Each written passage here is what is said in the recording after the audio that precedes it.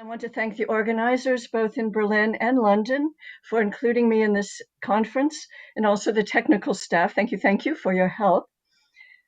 I'm participating from Ann Arbor, Michigan, as Bill just said, and that means that the conference has been starting for me at 5 a.m., and I have heroically arisen from my bed every morning at a little before 5 in order to hear it. It's been a wonderful conference, very high quality papers. I feel so badly that I am not able to see the exhibitions in Berlin, but that's our new world, isn't it? So let me begin. During the last year of his life, A.B. Warburg journeyed to Italy in the hope, or better, in the conviction, that the trip would enable him to bring his Bilderatlas Mnemosyne to completion. This was despite his failing health, despite diabetes, bad eyes, occasional heart cramps. And the trip did prove energizing and gratifying, and certainly it provided a stimulus to thought. He was accompanied by Gertrude Bing as his scholarly assistant and Franz Alber as his personal aide. Initially, the journey was to have lasted two months or so, a couple of months. Ultimately, it stretched to 9 months. And this was the itinerary so far as the documents allow it to be reconstructed. From Milan to Bologna to Rimini to Perugia, with many side trips. And then the party reached Rome. For 5 months, November 10 to May 5th, they lived at the Palace Hotel on the Via Veneto, where Warburg set up a workroom reminiscent of his study at Hamburg. It was an expensive undertaking, supported by family money.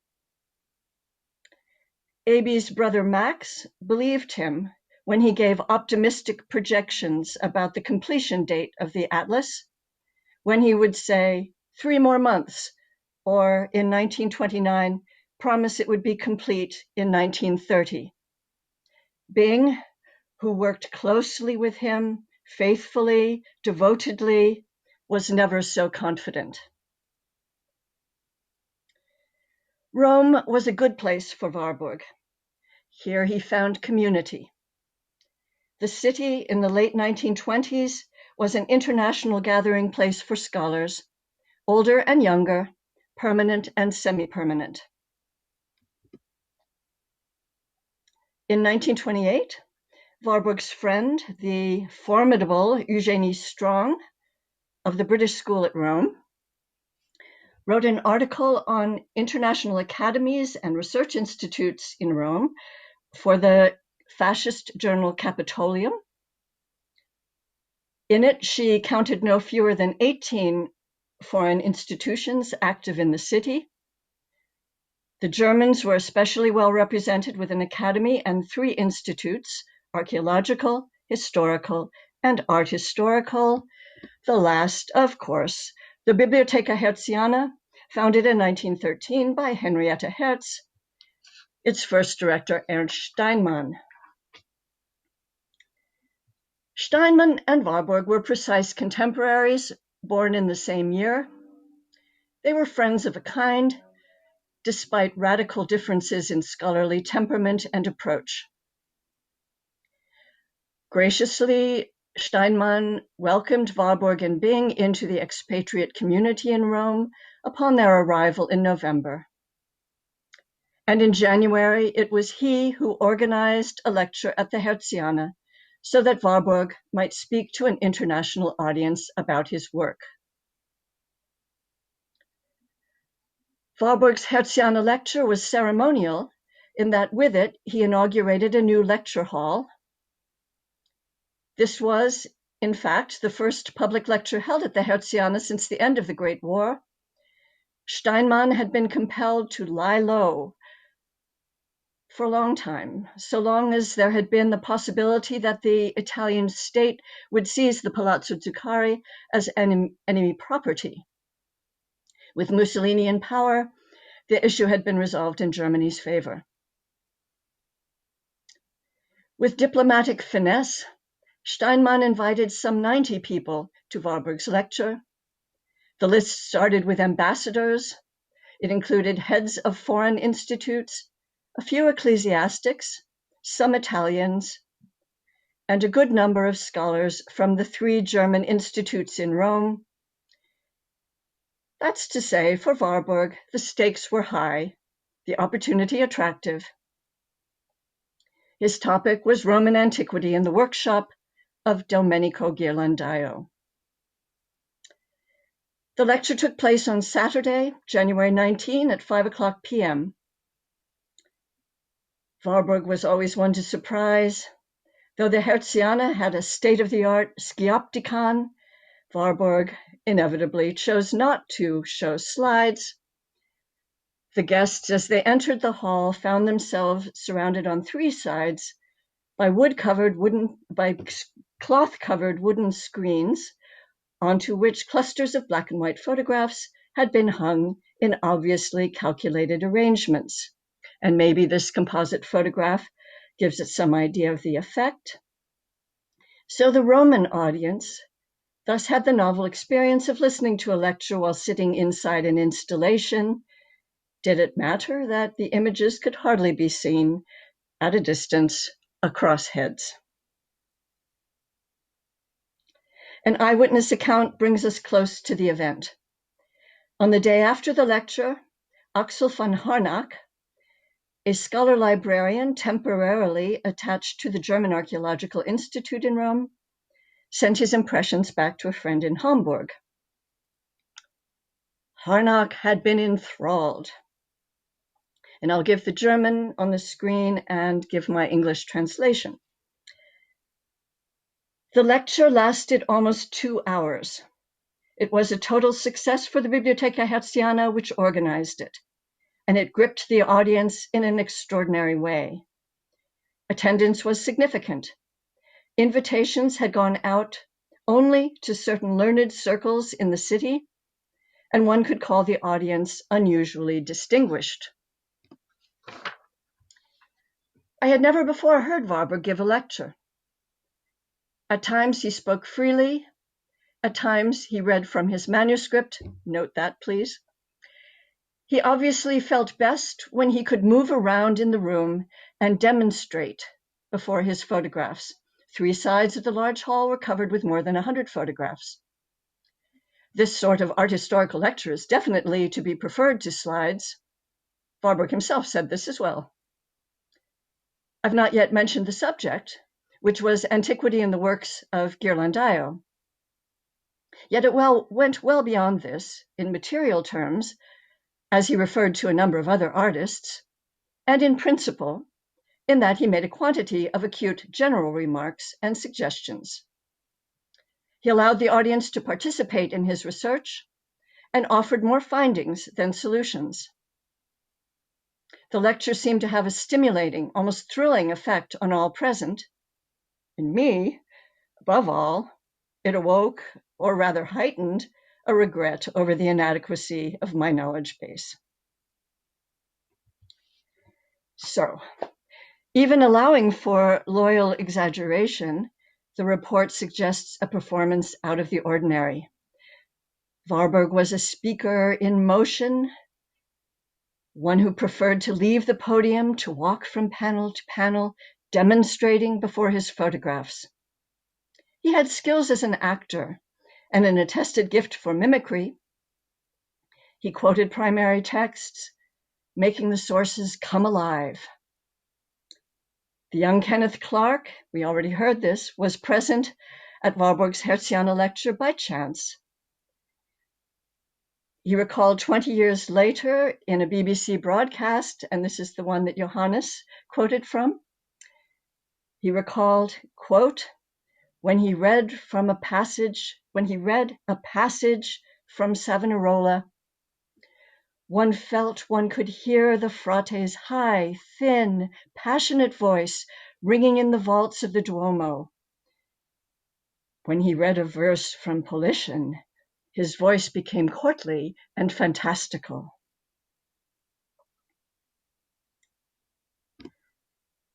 Documents in the Warburg Institute archive allow partial reconstruction of the lecture and give great insight into Warburg's working process. There are lists and charts and plans and tables, both in Bing's and in Warburg's hands. And crucially, there are dictated drafts of the introduction and conclusion to the talk, 11 typed pages. Also, there are the 20 photographs of the image clusters that Warburg had shown. These photographs were taken by a professional photographer, Pompeo Sansini. These are the first two. It's a series of photographs that itself requires some interpretation. And I should say what most of you in the room know already, that many of the key archival documents, visual and textual, are now available in the volume of the Studienausgabe of Warburg's writings, Bildereien und Ausstellungen, edited by Fleckner und Volt, which appeared in 2012.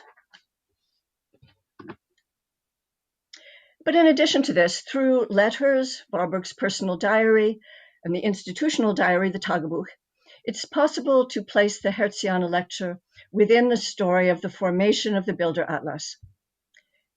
Warburg's chief concern, as we'll see, lay in the choice and placement of the images and the overarching structure. Constantly, he shuffled and rearranged photographs. Bing and, back in Hamburg, Fritz Sachsel were just as much concerned about the accompanying text. Constantly, they urged Warburg to generate prose, to dictate more and more of the all-important commentary on the plates. We are all rightly fascinated by the images of the never-finished Bilderatlas. Today, I want to draw out the story of the unwritten text. Warburg's projections of the desired shape of the atlas would keep changing. But, for example, in April 1929, he wrote that it would contain 2 volumes of text, about 2,000 reproduction, and indexes by Bing.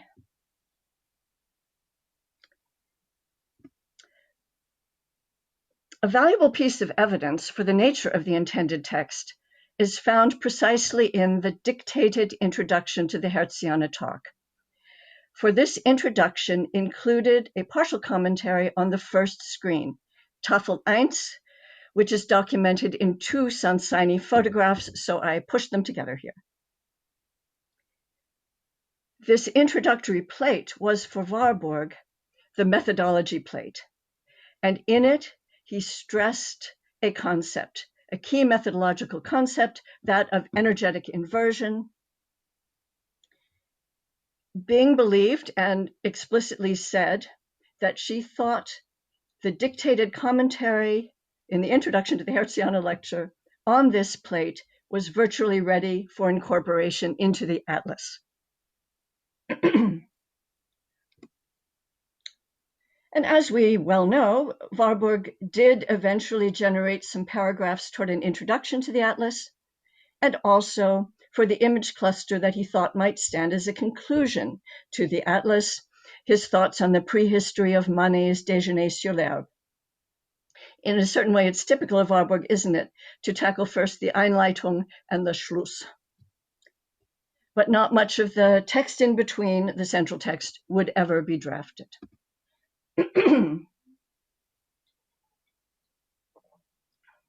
So now let's go back to the origins.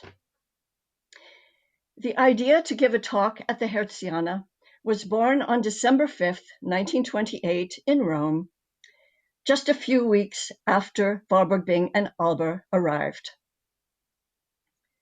Warburg decided he would stage what he called a Demonstrationsabend in his hotel suite for a few colleagues. He invited Steinmann and Eugenie Strong, and also Ludwig Curtius, director of the German Archaeological Institute, and Franz Cumont, historian of ancient religion, a member of the Institut Historique Belge de Rome. In his invitation to Steinmann, and there we see it, Warburg described this evening as offering, quote, a small scholarly interpretation, and he indicated, I suppose crucially, that he would present sketches of the iconological atlas in progress. Neither Steinmann nor Strong actually could come, but young Heinrich Brauer, a Hamburg student attached to the Hertziana that year, did come in Steinmann's place. Warburg insisted that he write a report back to Hamburg to his wife, to Mary Warburg.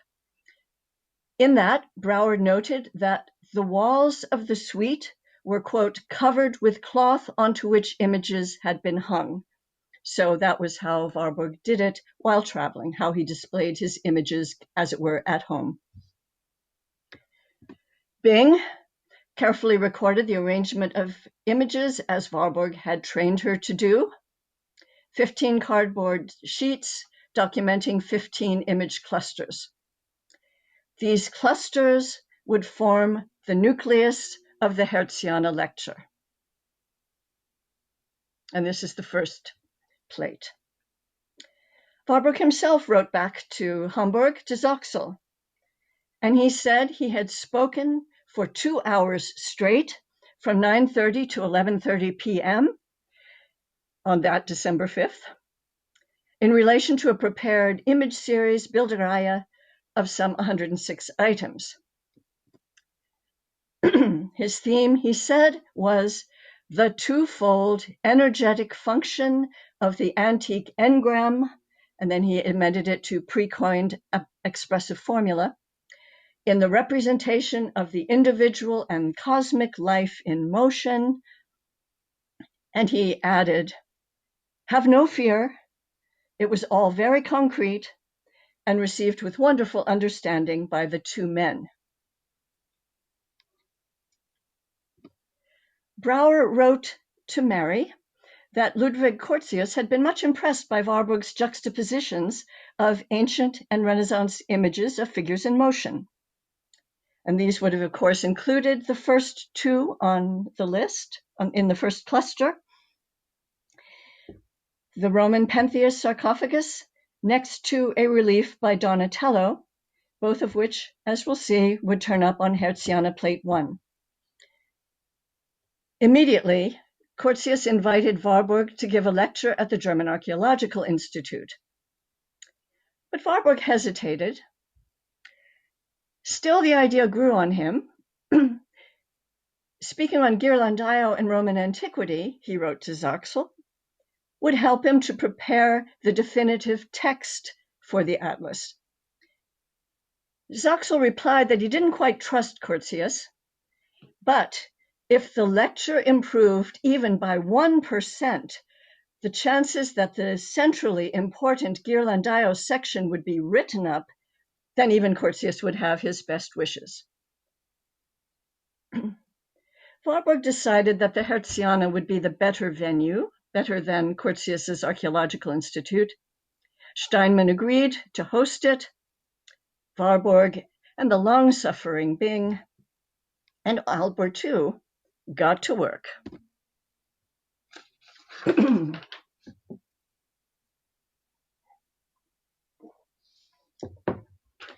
Bing sketched a series of visual drafts, clearly developing out of the December 5th set. They are labeled A, B, and C. I show the opening plate in each cluster. Visibly, they increase in number of plates and in complexity of structure.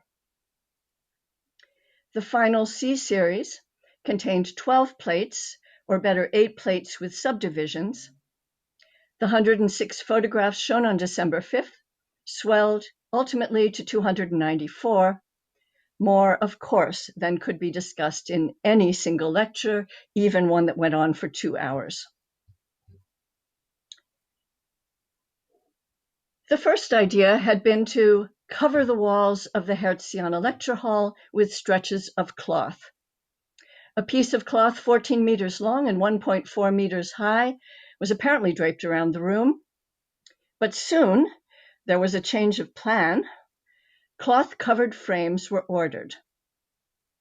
The installation took place over 2 days, the 16th and 17th of January, for the lecture on the 19th. Missing photographs had been requested from Hamburg, and they were expressed down. A week before the lecture, after working all night, Warburg declared the final disposition had been achieved. We may laugh at that. They sent off, though, a 3-page telegram listing absolutely vital images, and at the very top of the list, we read, Botticelli, Dante, Trajan, vergrößert, Stopp. That is, Warburg most needed a detail showing the justice of Trajan from Botticelli's illustration of an episode in the Purgatorio. Warburg would analyze this image in his commentary on Hertziana Plate 1. At the end of the telegram, they requested 2 extra packets of hanging clips and wrote, Ihr habt es arg, wir haben es ärger. You have it bad, we have it worse, which indicates the state of things.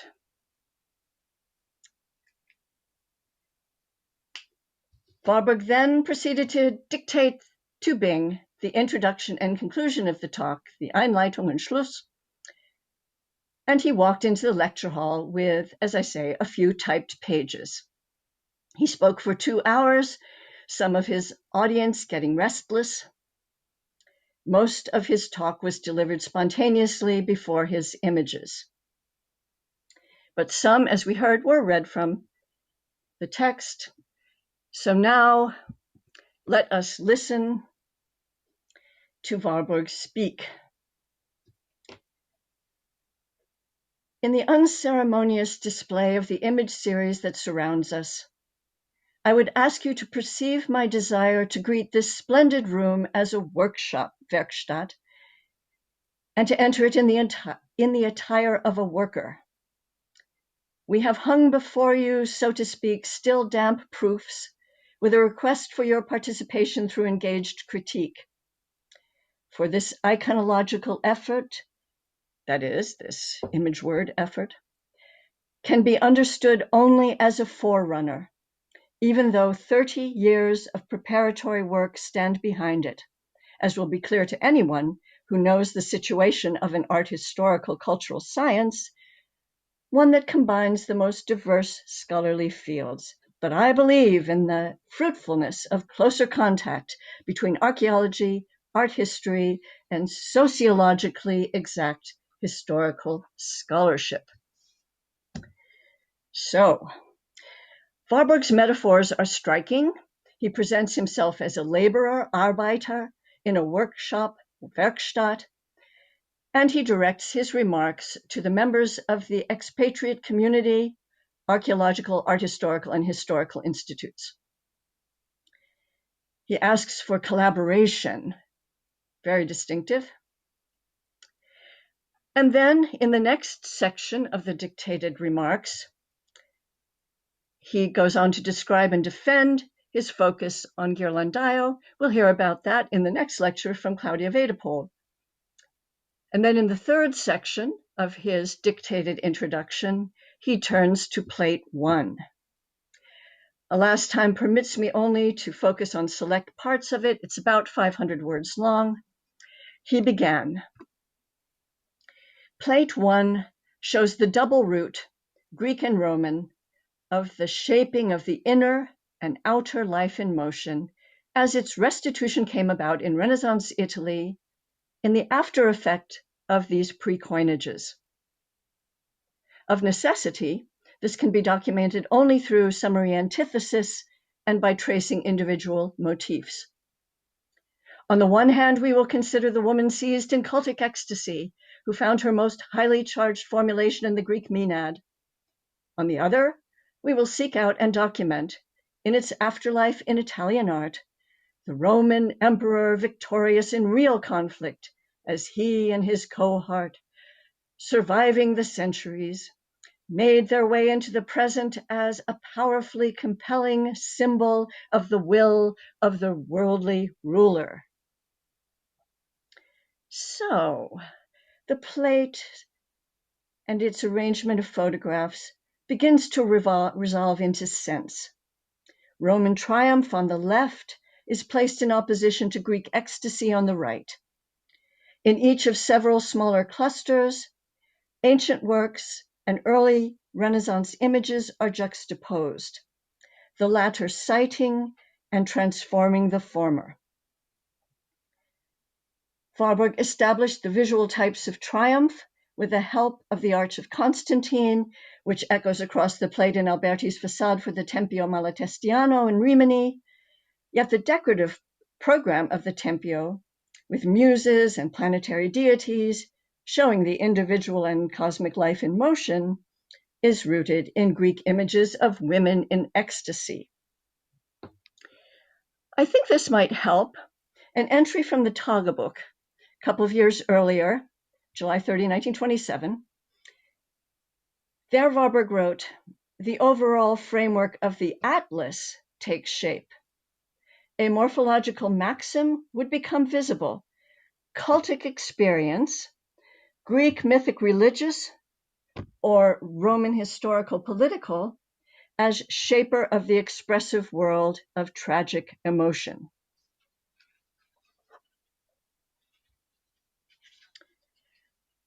Hertziana Plate 1, as notes in the archive reveal, was given the rubric energetic inversion, the polarizing definition of value, energetische Inversion, die polarisierende Wertbestimmung. Increasingly, Warburg saw this as a core phenomenon in the psychohistorical processes he followed. Ancient pathos formen, dynamograms, he now called them, holding energy, were depoisoned, tamed by being given contrary meaning. The entire image cluster on Plate 1 was intended to demonstrate this point. To help, we might read yet another of Warburg's entries from the Tagebuch, this one December 1927. So long as the problem of energetic inversion is not recognized as a basic fact, whereby, for example, out of the death of Pentheus, Donatello fashioned its opposite, the healing of the youth, we already saw that one, the phenomenon of the superlative surviving in its polarity is not grasped, and the way is open for pleasant wiggle-waggle phraseology.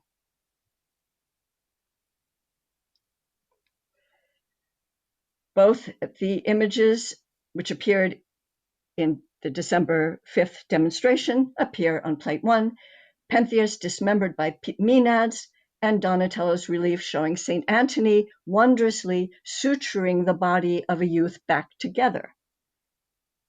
And there are other examples. But Warburg focused on one, and that was precisely Botticelli's illustration of Dante's description of a rendering in relief of the good Emperor Trajan. Vividly, in kind of pure Warburg rhetoric, Warburg set things out for his audience. He imagined a Christian entering Rome from the Via Appia, seeing the menacing pagan walls before him, experiencing the shocking contrast between pagan and Christian culture, between superbia and pietas. This he described as an either-or relationship. Then he went on to say, but the Christian Middle Ages found a third way, that of reinterpreting the Roman images of triumphal pride. That's when the legend of the Justice of Trajan comes in. The emperor on horseback reared up at the sight of a woman standing before her dead son, calling for vengeance, which the emperor would supply. Warburg continued, "It seems to me," there you read it, mir scheint, "it seems to me that a relief of the forward-springing emperor, the dead enemy under his horse's hooves, a motif that found its barbarian expression in a single symbol on the medal of valence, right there in the middle, was the engram that supported the ethical restyling. We stand here before energetic inversion in the interpretation of antique pathos formulae. That is, pride was converted to piety, slaughter to mercy. Warburg further put forward the idea that a Trajanic relief on the Arch of Constantine might have stood as the archetype for this merciful emperor. But now, just a thought, even if we may be grateful that we have this voiceover, even here we see that Warburg did not begin to discuss all the images on the screen. And he certainly did not draw attention to the subtleties embedded in his carefully constructed arrangement, which was always moving around. In fact, he dictated just one more sentence, and that was a transition statement that would allow him to launch into free speech, which he so much enjoyed, saying he would now look comparatively at reliefs by Donatello and Agostino di Duccio to lay out what he understood by the process of energetic inversion. And I think this kind of moving away from dictating a full commentary, even here, may make us think about the process. Think about how difficult it is to prepare a verbal commentary on such plates. Verbal commentary is linear, it's time-bound. These plates are multi-vectored. And many of us, including Roberto yesterday, have tried to decipher individual plates. It takes a lot of words, doesn't it? More than might even have been feasible in a publication. Now let me go on to my last section. The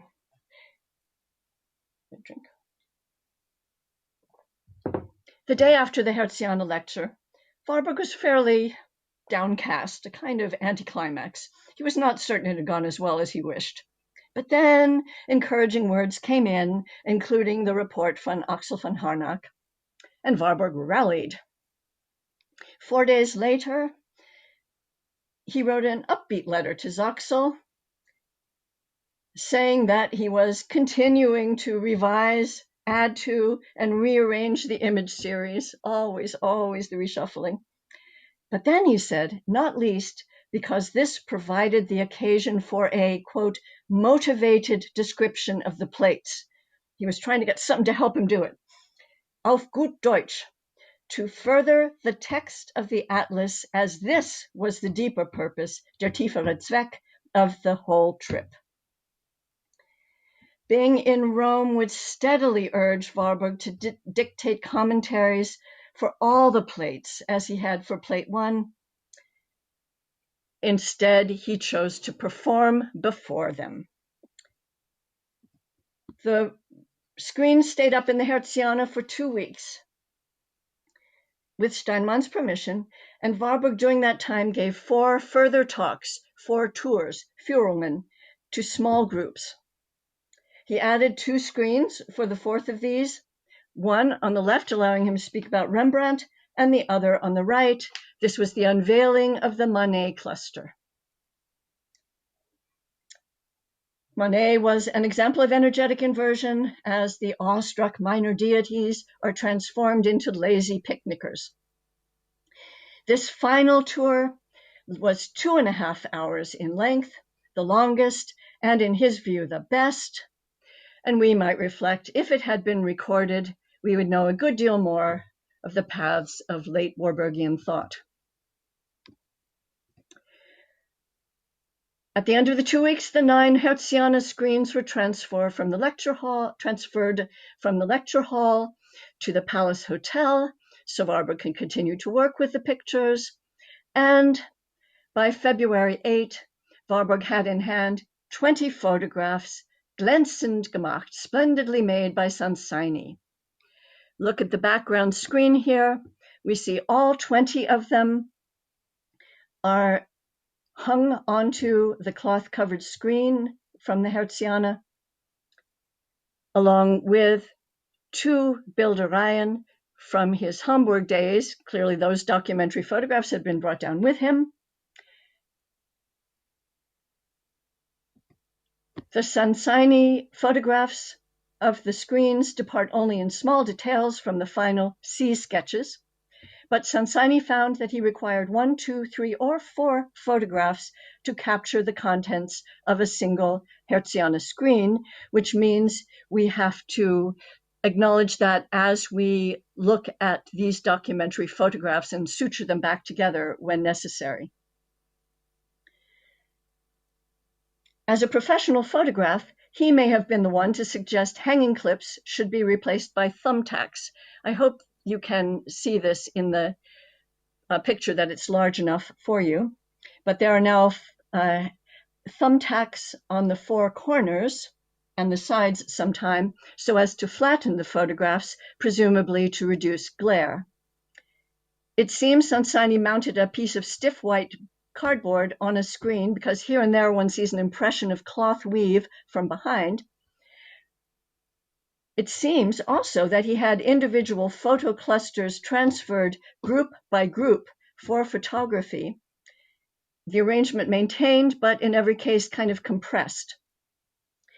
The increasing number of tack holes in the photographs suggests that the different clusters of photos were photographed on the same background and then removed back to the screen. Perhaps, one can't know for sure, of course. Mnemosyne's photographs are, though, one would say, closer to being printable, closer to druckfertig. Warburg and Bing continued to work. In this very famous photograph, we see that the Hertziana plates have been kept on the side, but many of them removed, and there on the right is the very beginnings of another series, another Bilderatlas, and that's a series of 5 plates that Mnemosyne photographed on May 2nd. It was called the May series or the RO series, and the first plate does incorporate many photos from Hertziana plate 1. Here's plate 5 of the series, and I'll just conclude by saying in Warburg's final months in Italy, ideas continue to swirl. Manet, Giordano Bruno, Mithras, the Tempio Malatestiano, Michelangelo's Last Judgment. Many of these new thoughts would then be recorded in the RO series. But ultimately, much of the effort of what Warburg called his Roman working winter, his römische Arbeitswinter, would be dissolved after he had returned to Hamburg. About 2/3 of the photographs of the 9 Hertziana screens did reappear in new arrangements in the final version of the atlas as it stood at his death. 3 weeks before he died, he wrote that he now envisioned the atlas as containing about 200 plates with about 500 to 600 illustrations, and still 2 volumes of text, the first containing explications of the plates and primary documents, the second offering expositions on themes. When Warburg died on October 26, 1929, overnight, his working papers became scholarly Nachlass, a closed archive of fragments requiring animation by others. Plans were laid for publishing his papers, including the atlas. The family put Bing in charge. She called it a sad happiness. The good news, Zoxel felt, was that the pictures were pretty much ready. Zoxel thought that the final version of the atlas was the best yet. Bing wrote frankly to a friend right then in 1929-30 that earlier versions of the atlas had been a grandiose chaos with a bit of cosmos shining through here and there, only to be understood by initiates. The great obstacle for them was the text, which, as Bing said, was completely lacking for many key parts. She and Zoxel realized that the only way forward was to sift through all Warburg's papers, that's a lot, the notes, the drafts, the correspondence, and from these to extract the best and most concise of the formulations and then weave them together. But they did not reckon with the Great Depression, with Hitler, with the upheavals of the 1930s. Even with the help of assistants, Bing was never able to suture together a text. And so the Bilderatlas has gone into the world more or less mute, first via the documentary photographs of the final version, and now reconstructed in the Haus der Kultur und der Welt in a display that will do much to intensify the interest that the project commands today. Thank you.